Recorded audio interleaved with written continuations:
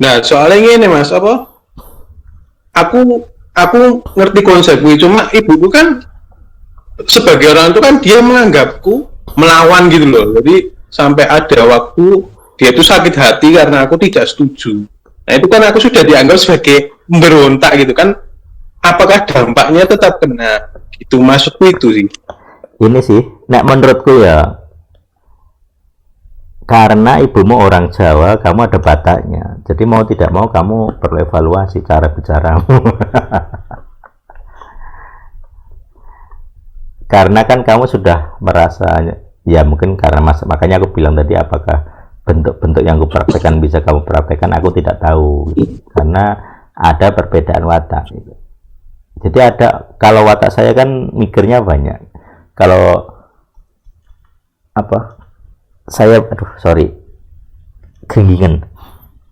Jadi kalau bicara gitu, saya kadang menyesali apa yang saya katakan. Nah, mungkin dalam konteks ibumu dan kamu ada kata-kata yang over bagi dia, makanya dia menerjemahkan sebagai tidak menghormati. Dan memang hitam putih. Jadi kalau dalam pikiran para abah dan para ima ini anaknya melawan atau memberontak, mereka punya hak mengutuk. Itu rumus ya. Ini aku tidak bisa mentolerir juga. Aku tidak bisa membantu ya dalam hal ini. Jadi mereka punya hak, itu wewenang gitu. Nah, makanya kita harus punya keahlian atau trik bagaimana kita bisa melawan tapi tidak dianggap melawan. Kalau metode saya ya saya abaikan gitu ya. Jadi walaupun dianggap memberontak, yang penting legal ground saya bersih gitu ya. Jadi tindakan-tindakan itu sah secara ini kan ini aba manusia ya jasmani. Nah, maka saya mencari legal ground aba rohani gitu, di atas sana gitu. Jadi walaupun saya dianggap pemberontak oleh aba di bawah, saya tidak dianggap pemberontak di mata yang aba rohani. Nah itu sih, aku secara prinsip menurutku bukan masalah ketidaksetujuanmu, tapi lebih ke cara komunikasi mungkin. Jadi misalnya begini, coba bilang ke ortu, coba kamu analisa gitu ya, pergumulan ortunya di bidang apa. Saya nggak tahu kasusnya, pikirkan sendiri.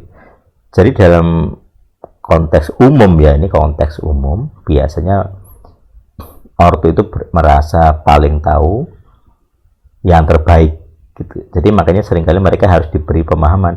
Oke bapak, oke ibu, saya tahu tujuanmu baik, tujuanmu terbaik supaya anak-anakmu mendapatkan yang terbaik. Tapi saya atau kami sebagai keluarga memutuskan ini karena ini jelaskan. Jadi kita mengkomunikasikan dengan lebih baik, kita menghargai concern, kepedulian dari orang tua, tujuannya, termasuk yang mereka anggap paling baik itu. Tapi kami memutuskan seperti ini dan pertimbangan ini. Nah, biasanya itu berkaitan dengan ruang komunikasinya yang perlu lebih baik. Ya itu sih Yup yang bisa saya berikan. Semoga bisa diproses. Oke Mas, ini sebenarnya anu sih apa? Komunikasiku sekarang itu jauh lebih baik loh, dan setelah menikah terutama ya itu jauh lebih baik karena memang kan wis gak serumah meneh, terus apa secara komunikasi itu sudah jauh lebih baik daripada dulu. Nah maksudku dampaknya itu loh, itu kan yang dulu, jadi aku sih rebel itu dulu itu kan menikah berarti ya, dianggap melawan.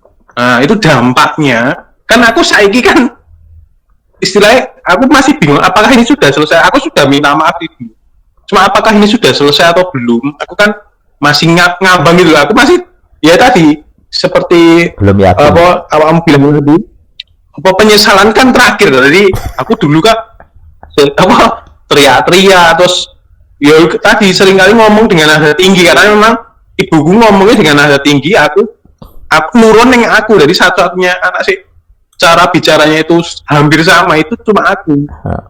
Jadi dari segi apa nyablak, kemudian ceplosan ngono kuwi terus impulsif, nah itu nurunin yang aku. Jadi sifat yang sama ketemu. Nah, aku dianggap memberontak dulu.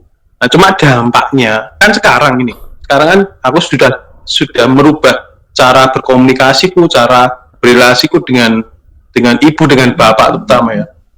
Nah, itu kan sudah berubah. Cuma dampaknya secara spiritual itu loh. Kan ini umurku masih muda ya. Aku siapa tahu aku bisa itu dakwaanku aku bisa lolos gitu loh. Ya anu, Itu ya berarti kamu harus membela diri di hadapan Tuhan saja. Kan sebenarnya kutuk itu kan di hadapan Tuhan gitu ya. Jadi intinya kamu membuat draft pengakuan dengan konsep saya sudah memperbaiki, jadi kayak pengacara ya, membela diri. Saya sudah membela diri di hadapan Tuhan dengan cara saya memperbaiki komunikasi dengan Aba Ima Jasmani. Saya mengakui salah dulu gini. Jadi kamu sekarang meminta maaf kepada Tuhan atas dari, ini mirip kayak kamu minta maaf ke Aba atau Ima Jasmani gitu ya. Kita minta maaf ke Ima Rohani. Saya menyalahi Ima Rohani karena saya memperlakukan Ima Jasmani saya dengan buruk. Nah, itu. Terus kemudian jika saya masih ada dakwaan, saya terbuka.